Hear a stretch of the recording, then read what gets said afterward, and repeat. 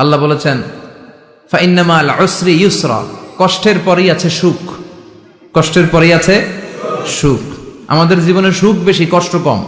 কয়দিন না খেয়েছিলাম, কয়দিন বিপদে পড়ছি, কয়দিন ডাকাইতে ধরছে, এক মাসের মধ্যে অসুস্থ থাকি কয়দিন আর সুস্থ থাকি কয়দিন, এটা হিসাব করে না। অসুস্থ যে ছিল খালি এটা খেয়াল রাখে, আছে না নাই? তার মানে ইন্না মাল উসরি ইউসরা, দুঃখের পরে আছে সুখ, মোটিভেশন, প্রাণটা আবার উদ্বেলিত হয়ে ওঠে। তাই তো আসলে তো দুঃখের পরে সুখ। এজন্য কষ্ট যখন পাবেন, অসুস্থ যখন হবেন, ওইখানেও আনন্দ করবেন, কারণ সামনে আরাম আসতেছে। সুবহানাল্লাহ পড়েন। মুমিনের হারাবার কিছু নাই, দুঃখ পাওয়ার কিছু নাই। মুমিন অসুস্থ হলে অসুস্থতার মাধ্যমে, তার রোগের মাধ্যমে তার গুনাহ ঝরে যায়, সে আল্লাহর কাছে প্রিয় হয়ে ওঠে। তা আমাদেরকে কেউ হারাইতে পারে? কথা বলেন, আমাদের কেউ ভয় দেখাইতে পারে? মোটিভেশনাল সূরা, সূরাতুল ইনশিরাহ আর সূরাতুদ দুহা। এখানে অনেক হিউজ মোটিভেশন আছে।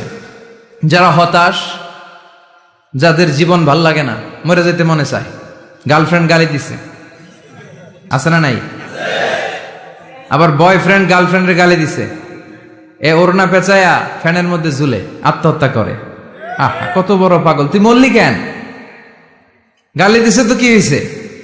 হ্যাঁ, বুঝতে চায় না, হতাশ হয়ে যায়। আর বয়স কম তো, ইচড়ে পাকা, অল্পতে কাবু হয়ে যায়। এই সূরাগুলো পড়ে না। এখানে আশার বাণী আছে। আজকে আমি জানি কথা শোনাবো আপনাদেরকে, শুরুতে আগে সংক্ষেপে বলে দিই। এই সূরার মূল কথা হচ্ছে, মানে সেন্ট্রাল থিম বা সাবজেক্ট ম্যাটার, সূরাতুদ দুহার কেন্দ্রীয় আলোচ্য বিষয় হচ্ছে নিরাশ হবেন না, হতাশ হবেন না, হাল ছাড়বেন না, ভরসা রাখবেন কার উপর? মুমিনরা নিরাশ হয়, হতাশ হয়, হাল ছাড়ে নাকি ভরসা রাখে? কার উপর ভরসা? কার উপর? না নৌকার উপর, ধানের শীষ, নাঙ্গল, হাত পাখা, দাড়িপাল্লা? ভরসা থাকবে একজনের উপর। চিল্লায় বলেন, তিনি কে? Never be sad, never lose hope. Every time you feel like you cannot go on, you feel so lost that you are so alone. Don't despair and never lose hope, 'cause Allah is always by your side. Insha'Allah, Insha'Allah, Insha'Allah, you'll find your way. Insha'Allah, Insha'Allah, Insha'Allah, you'll find your way.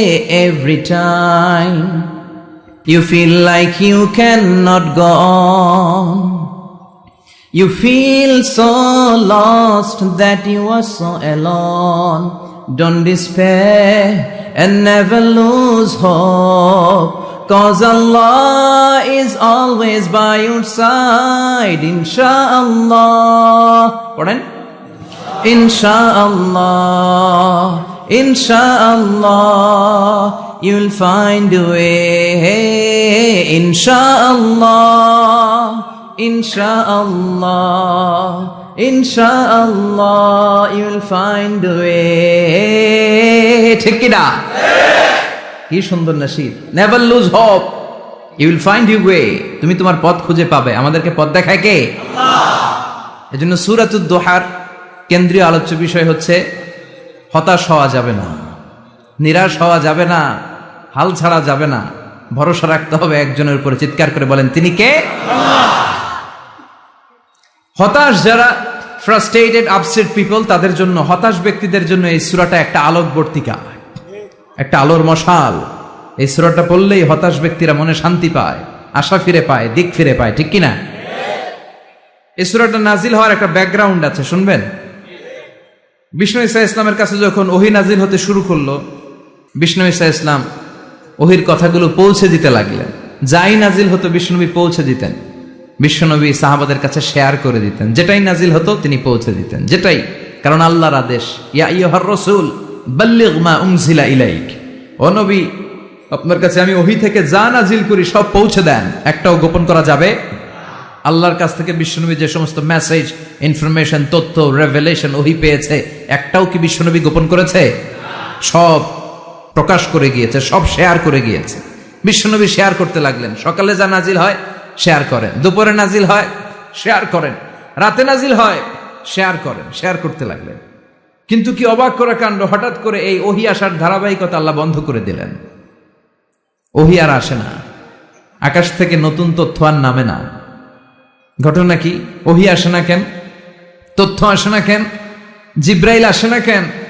কোন বর্ণনা এসেছে 15 দিন, কোন বর্ণনায় 1 মাস, 3 মাস, এমনকি 6 মাস পর্যন্ত বর্ণনা পাওয়া যায় যে বিশ্বনবীর কাছে 6 মাস ওহী আসে নাই। বিশ্বনবী তো অবাক, ঘটনা কি? ওহী নামে না কেন? আর ওহী না আসলে তো বিশ্বনবী শেয়ার করতে পারে না। এতদিন যা আসতো বলে বেড়াতো, এখন আসেও না, বলতেও পারে না। কাফির মুশরিকরা বিশ্বনবীর গালি দিতে শুরু করলো, মুহাম্মদের রব মুহাম্মদের ভুইলা গেছে, মুহাম্মদের আল্লাহ মুহাম্মদের ছেড়ে দিয়েছে। বিশ্বনবীর চাচি আবু লাহাবের স্ত্রী উম্মে জামিল বলতে শুরু করলো, কি মুহাম্মদ, তোমার শয়তানটা তোমার কাছে আসে না? না, শয়তান দ্বারা তিনি জিব্রাইলকে বুঝিয়েছেন যে তোমার জিব্রাইল তোমার কাছে আসে না। এভাবে সবাই গালমন্দ করতে শুরু করলো যে মুহাম্মদের আল্লাহ মুহাম্মদকে ভুলে গিয়েছে। বিষ্ণু ঈসা ইসলাম নিজেও হতাশ হয়ে গেলেন, কি রে ওহী আসে না কেন? আমার কোনো ভুল হচ্ছে না তো? আমার কোনো অপরাধ হয়ে গেল না তো? আল্লাহ কি আমার উপর অসন্তুষ্ট হয়েছেন?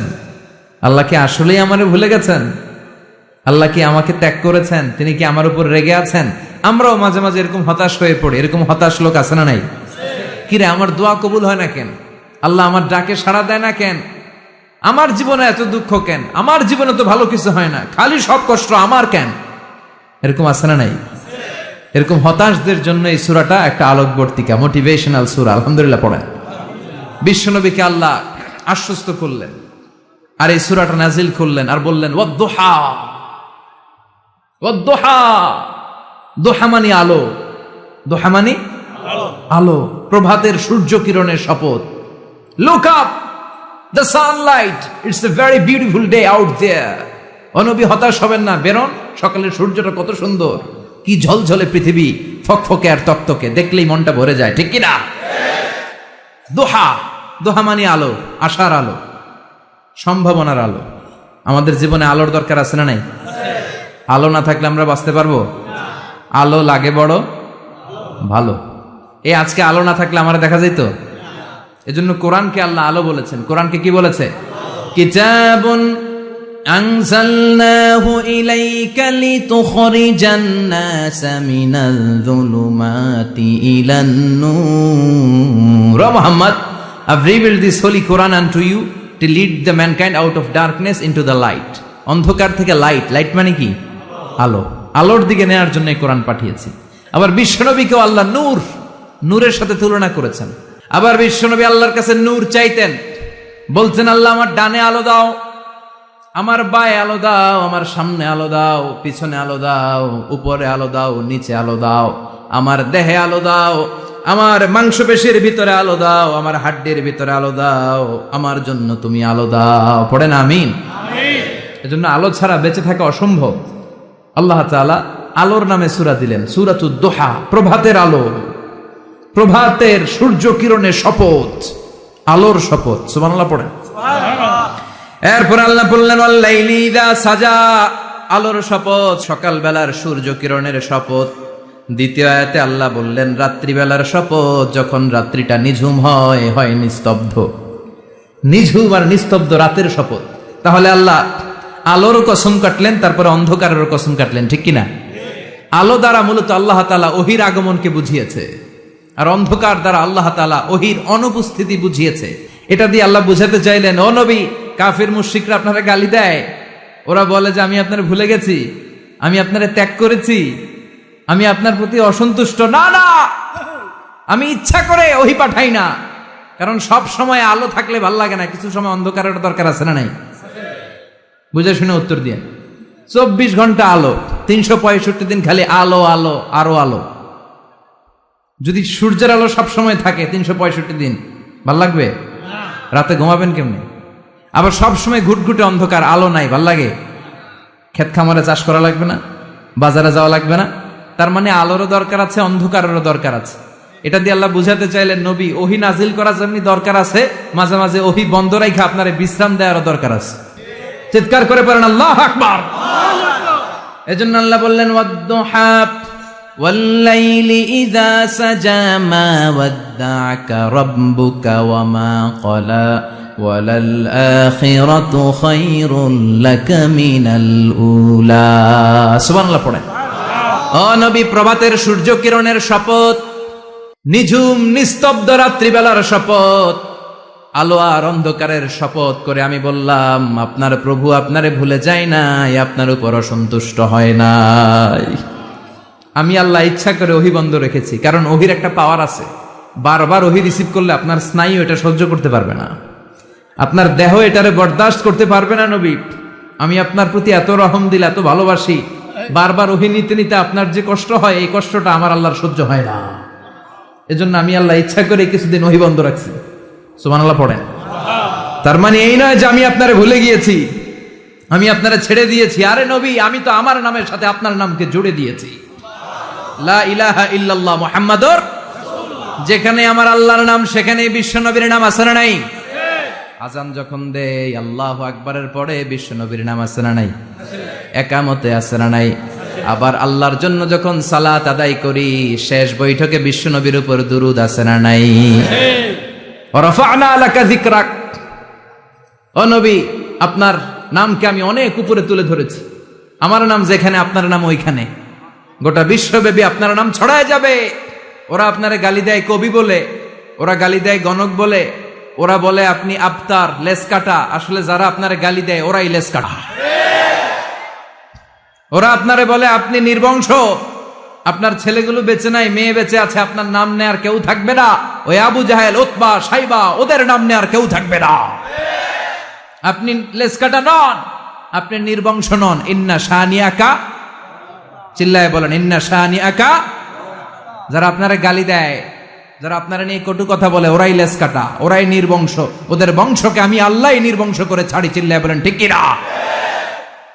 ও নবী, মা ওয়াদ্দা'আকা রাব্বুকা ওয়া মা ক্বালা। আপনার রব আপনারে পরিত্যাগ করে নাই, আপনারে ভুলে যায় নাই, আপনারে ছেড়ে দেয় নাই। আপনার রব ইচ্ছা করেই ওহী নাজিল বন্ধ করে রেখেছে। আমি ইচ্ছা করেই আপনারে প্রেসার দিতে চাই নাই গো নবী, কারণ ওহী রিসিভ করা অনেক কঠিন। এটা আস্তে আস্তে আপনি অভ্যস্ত হবেন। সুবহানাল্লাহ পড়েন।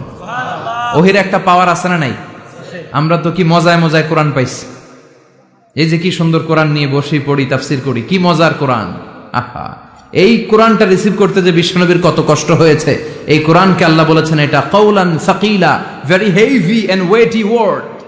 এটা অনেক ওজনওয়ালা কথা। ইন্না সানুলকি আলাইকা কাউলান, এটার অনেক ওজন। এই কোরআনটা যদি পাহাড়ের উপরে নাজিল করা হতো, পাহাড়গুলো দুমড়ে মুচড়ে ভেঙে টুকরো টুকরো হয়ে খান খান হয়ে যেত। ঠিক কিনা? এত কঠিন বানিয়ে এটা। ও নবী, আমি আলোর সাথে ওহীর মিল ঘটিয়েছি, আলো দিয়ে ওহীকে বুঝিয়েছি। সূর্যের যেমনি কিরণ আছে, তেজ আছে, এই ওহীরও একটা তেজ আছে। এই তেজ, এই কিরণ আপনি সবসময় সহ্য করতে পারবেন না। এজন্য আমি ইচ্ছা করে কিছুদিন ওহী নাজিল করা বন্ধ করে রেখেছি। সুবহানাল্লাহ পড়েন। ইচ্ছে করে আমি নাজিল করি নাই। সব সময় নাজিল হলে আপনার ভাল লাগতো না। বুখারীর বর্ণনা, মা আয়েশা বলতেন শীতের রাতে, কনকনে মাঘ মাসের শীতের রাতে যখন বিশ্বনবীর উপর কোরআনের আয়াত নাজিল হতো, বিশ্বনবী ঘেমে ঘেমে একাকার হয়ে যেতেন। হাত্তা লা ইয়াতাফাসসাদু জাবিনুহু আরাকান, বিশ্বনবীর দাড়ি আর থুতনি বেয়ে ঝরঝর করে পানি পড়তো। আমরা কম্বল গায়ে দিয়ে থাকি আর বিশ্বনবী ঘামে। সুবহানাল্লাহ কইবেন না? এটা কাউলান সাকিলা, অনেক ওজনওয়ালা কথা। আবার বিশ্বনবী যখন ওটের উপরে বসে থাকা অবস্থায় কোরআনের আয়াত নাজিল হতো, ওটের বুকটা মুহূর্তের মধ্যে বালুর মধ্যে, জমিনের মধ্যে লেগে যেত। ঘোড়ায় চড়া অবস্থায় বিশ্বনবীর কাছে যখন কোরআন নাজিল হতো, ঘোড়ার পা গুলো মরুভূমির বালুতে দেবে যেত। মাঝে মাঝে বিশ্বনবী সাহাবাদের রানের উপরে, পায়ের উপরে মাথা দিয়ে শুয়ে পড়তেন, ক্লান্ত শ্রান্ত। যায়েদ বিন হারেসা, বিশ্বনবীর পালক পুত্র, তার পায়ের উপরে মাথা রেখে বিশ্বনবী একবার কথা বলতে বলতে ঘুমিয়ে পড়লেন। ঘন্টাখানিক ঘুমালেন। যায়েদ বিন হারেসা বলে, আমার কাছে তেমন কোনো কষ্টই হচ্ছে না, বিশ্বনবীর মাথাটা খুব বেশি ওজন মনে হচ্ছে না। ঘন্টাখানিক পর বিশ্বনবীর চোখ খুললেন, আর খোলা মাত্রই ওনার উপর ওহী কোরআনের আয়াত নাজিল করতে শুরু করলো কে? আল্লাহ। যায়েদ বিন হারেসা বলে, যখনই কোরআনের আয়াত নাজিল হতে শুরু করলো আমার মনে হচ্ছে বিশ্বনবীর মাথাটা 50-60 কেজি ওজন বেড়ে গিয়েছে। বিশ্বনবীর মাথার ওজনে আমার পায়ের রান ফেটে যাবে, আমার পায়ের হাড্ডি ফেটে যাবে, আমার পাটা ভেঙে খান খান হয়ে যাবে মনে হচ্ছিল। তার মানে কোরআনের আয়াত যখন নাজিল হয় বিশ্বনবীর উপর একটা প্রেসার আছে না নাই? এই জন্য আল্লাহ বললেন, নবী আমি আপনার ভুলে যাই নাই। কাফেররা যেমনি আপনারে গালি দেয় যে আমি আপনারে ভুলে গিয়েছি, আপনার উপর আমি অসন্তুষ্ট, নেভার, অসম্ভব। আমি আপনার উপর কখনো অসন্তুষ্ট নই, বরং আমি ইচ্ছা করি আপনার উপর থেকে প্রেসার কমিয়ে দেওয়ার জন্য কয়েকদিন ইচ্ছা করে আপনারে ছুটিতে রাখছি।